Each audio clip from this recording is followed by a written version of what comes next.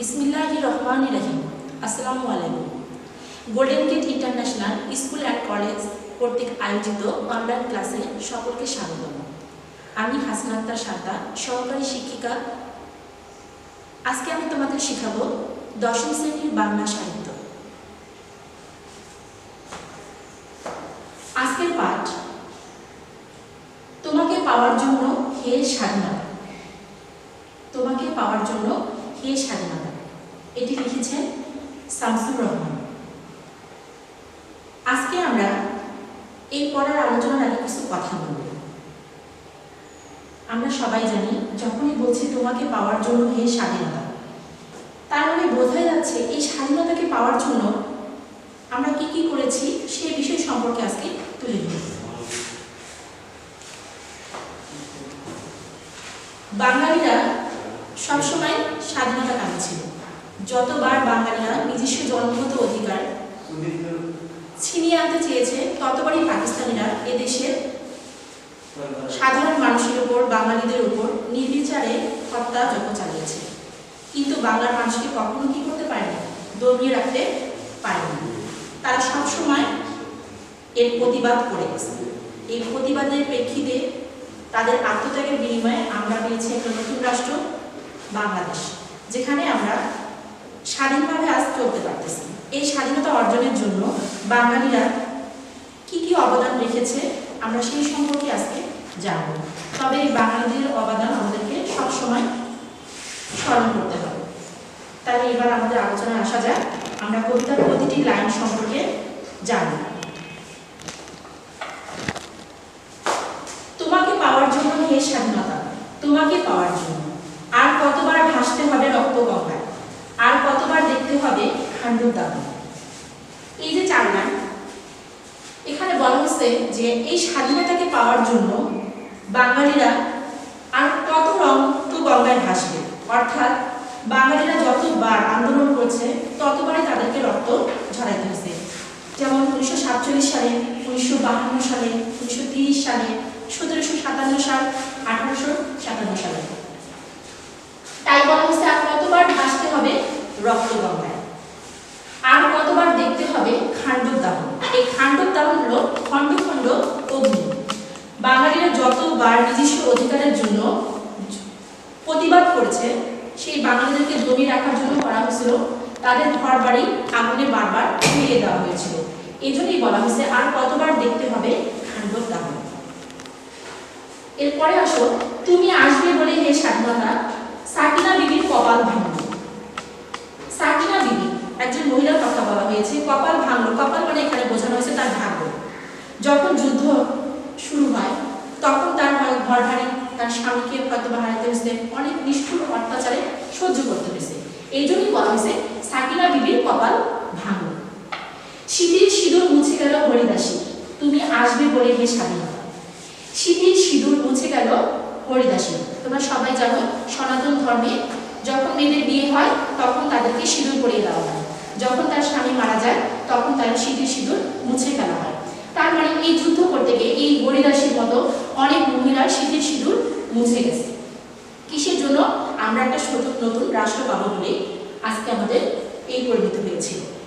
এরপর আসো, শহরের বুকে জলপাই রঙের ট্যাং এলো দানবের মতো চিৎকার করতে করতে, তুমি আসবে বলে হে স্বাধীনতা। শহরের বুকে জলপাই রঙের ট্যাং এলো। তোমরা সবাই জানো যে 25শে মার্চ রাতে এদেশে কি হয়েছিল, সেই একটা কালো অধ্যায় ছিল। সেদিন কি করছিল, শহরের বুকে পাকিস্তানি বাহিনীরা জলপাই রঙের ট্যাং নিয়ে এসে দানবের মতো চিৎকার, দানব মানে একটা ভয়ঙ্কর, আমরা মনে করি দানব হলো ভয়ঙ্কর কিছু, এই ভয়ঙ্কর একটা চিৎকার করতে করতে এদেশের মানুষের উপর যখন নির্বিচারে হত্যা চালায় 25শে মার্চ রাতে, তখন কি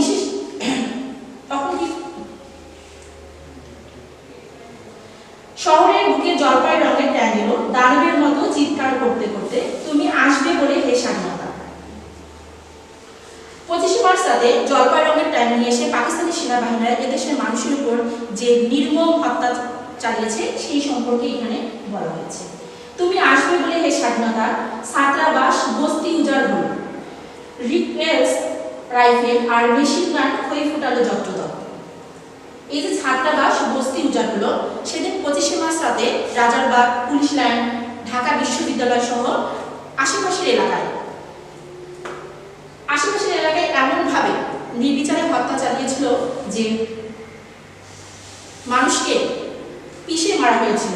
ওই এক রাত্রে প্রায় 7,500 মানুষকে, ঢাকা শহরে মানুষকে হত্যা করা হয়েছে। এই যে রিকোয়েলস রাইফেল, মানে এই রিকোয়েলস কথাটার অর্থ হলো বেপরোয়া। তার মানে বেপরোয়া গুলিগুলো কি করা হয়েছিল? কিসের মতো ফুটতেছিল? খইয়ের মতো। তুমি আসবে বলে ছাই হলো গ্রামের পর গ্রাম, তুমি আসবে বলে বিধ্বস্ত পাড়ায় প্রভুর বাস্তবিটার ভগ্ন স্তূপে দাঁড়িয়ে একটানা আর্তনাদ করলো একটা কুকুর। যখন মানুষকে এইভাবে নির্বিচারে হত্যা করা হয়েছিল তখন সাথে সাথে গ্রামের পর গ্রামকে কি করা হয়েছিল? আগুন দিয়ে পুড়িয়ে ছাই করা হয়েছিল। তুমি আসবে বলে বিধ্বস্ত পাড়ায় প্রভুর বাস্তবিটার, মানে কি? এই যে বাস্তবিটা মানে কি? বসত ভিটা, মানে যেখানে মানুষ বাস করে সেই বসত ভিটার যে মালিক আছে তারই একটা কুকুর ছিল, পালিত কুকুর। সেই কুকুর ভগ্ন স্তূপে দাঁড়িয়ে, ভগ্ন স্তূপ মানে কি? যখন পাকিস্তানি বাহিনীরা গ্রামের পর গ্রামকে ধ্বংস করছিল তখন কি হয়েছিল? বাড়িঘর সব ভেঙে ফেলছিল, তখন ভাঙা হয়ে গেছিল। সেইখানে একটা কুকুর, আমরা সবাই জানি কুকুর একটা নিকৃষ্ট প্রাণী। সেই নিকৃষ্ট প্রাণীরা পাকিস্তানিদের যে নিকৃষ্ট হত্যাযজ্ঞ ছিল সেইটার প্রতিবাদ করার জন্য সে একটানা কি করছিল? তার সেই প্রভুর ভিটার মধ্যে দাঁড়িয়ে আর্তনাদ করতে ছিল। তুমি আসবে বলে যে স্বাধীনতা, অবুঝ শিশু হামাগুড়ি দিল পিতা মাতার লাশের উপর। অবুঝ শিশু মানে কি? সে জানেই না এদেশে কি ঘটতেছে, সে জানেই না যে তার বাবা মা মারা গেছে। সে কি করতেছিল? সেই শিশুটা হামাগুড়ি দিয়ে লাশের উপর গড়াগড়ি দিচ্ছিল। তোমাকে পাওয়ার জন্য হে স্বাধীনতা, তোমাকে পাওয়ার জন্য।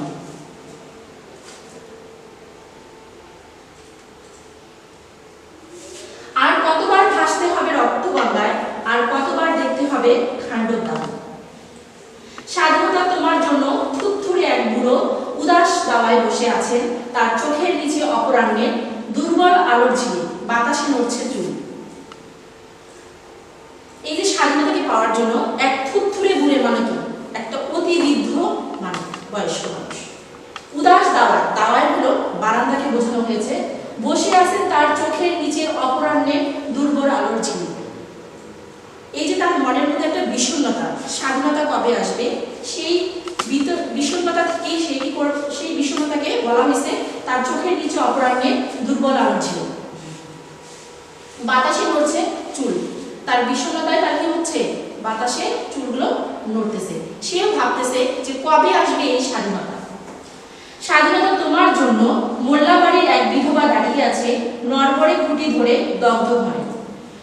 বিধবা মানে কি? তাহলে বোঝা যাচ্ছে এই স্বাধীনতার জন্য মোল্লাবাড়ির এক বিধবা বউ, তার মানে যুদ্ধের সময় তার স্বামীকে কি করা হয়েছে? মেরে ফেলা হয়েছে।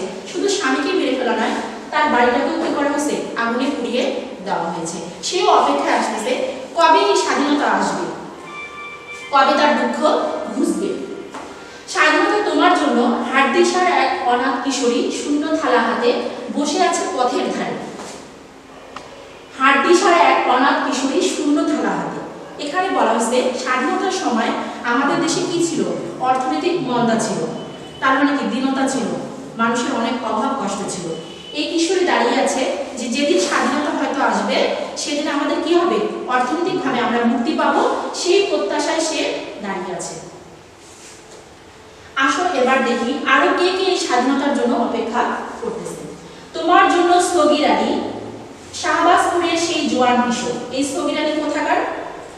সগির আলী স্বাধীনতার জন্য অপেক্ষা করতেছে। সে হলো শাহবাজপুরের একজন জোয়ান কিশোর। এরপর দেখো কে অপেক্ষা করতেছে? কৃষ্ণদাস, জেলে পাড়ার সবচেয়ে সাহসী লোকটা। এই কৃষ্ণদাস হলো জেলে পাড়ার সবচেয়ে একজন সাহসী লোক। মতলব মিয়া মেঘনা নদীর দক্ষ মাঝি। স্বাধীনতার জন্য অপেক্ষা করতেছে কে? মতলব মিয়া, সেও হলো মেঘনা নদীর দক্ষ মাঝি। গাজী গাজী বলে যে নৌকা চালায় উদ্দাম ঝড়।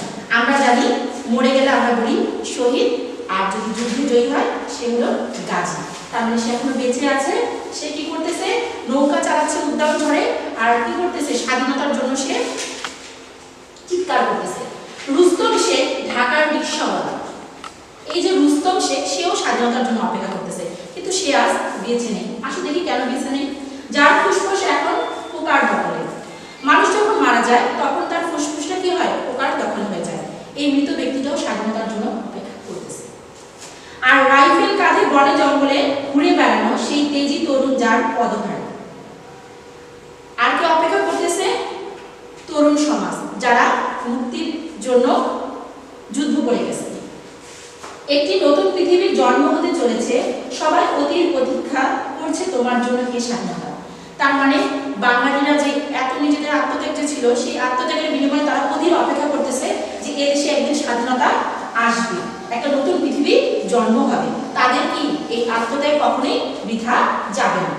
এরপরে আসো, পৃথিবীর এক প্রান্ত থেকে অন্য প্রান্তে জ্বলন্ত ঘোষণার ধ্বনি প্রতিধ্বনি তুলে নতুন নিশান উড়িয়ে দামামা বাজিয়ে দিক বিদিক এই বাংলায় তোমাকে আসতেই হবে এর স্বাধীনতা। বাঙালিরা যে এত কষ্ট করে গেছে, তারা যে এত নির্যাতন সহ্য করছে, কিন্তু তারা কি হয়নি? কখনো দমে যায়নি। তারা কি করবে? তাদের এত আত্মত্যাগের বিনিময়ে অবশ্যই আমাদের দেশে কি আসবে? স্বাধীনতা আসবে। কিভাবে আসবে? সুস্পষ্ট ধ্বনি প্রতিধ্বনি তুলে আসবে, নতুন নিশানা উড়িয়ে। নতুন নিশানা মানে কি? পতাকা। পতাকা মানে কি? যখন একটা নতুন রাষ্ট্র লাভ হয় তখন একটা নতুন পতাকা এদেশে আসবে। দামামা বাজিয়ে দিক বিদিক এই বাংলায় তোমাকেই আসতে হবে হে স্বাধীনতা। মানে আমাদেরকে কি করতে হবে? এত আত্মত্যাগের বিনিময়ে স্বাধীনতাকে আসতেই হবে। তাহলে তোমরা বুঝতে পারলা যে এই কবিতার মাঝে কি কি বোঝানো হয়েছে। আমাদের এই স্বাধীনতাকে অর্জন করার জন্য আমরা যে সমস্ত আমাদের বাঙালির অবদান রেখে হয়েছে, আমরা অবশ্যই তাদেরকে কি করব? স্মরণ করব। আর আজকে তোমরা এই কবিতাটা তোমাদেরকে কিন্তু প্রথমেই বলা হয়নি, দশম শ্রেণী তোমাদের এই কবিতাটা আমি পড়িয়েছিলাম, তোমরা আবারও পড়ালাম যাতে তোমরা ভুলে না যাও। এই কবিতাতে যা যা আছে তোমরা প্রত্যেকটা লাইন খুব ভালো করে পড়বে, যাতে সৃজনশীল পরীক্ষার প্রশ্ন আসলে কি করতে পারো? অ্যান্সার করতে পারো। আর বাড়ির কাজ থাকবে, তোমরা এই কবিতার লেখক পরিচিতি ভালো করে পড়বে, নৈবিত্তিকগুলো ভালো করে পড়বে। আজকে এই পর্যন্তই। তোমাদের এই ক্লাস সম্পর্কে যদি কোনো মন্তব্য থাকে অবশ্যই তোমরা কমেন্টস বক্সে আমাকে জানাবে, আমি নেক্সট ক্লাসে এর সমাধান দিব। সবাই ভালো থেকো, আল্লাহ হাফেজ।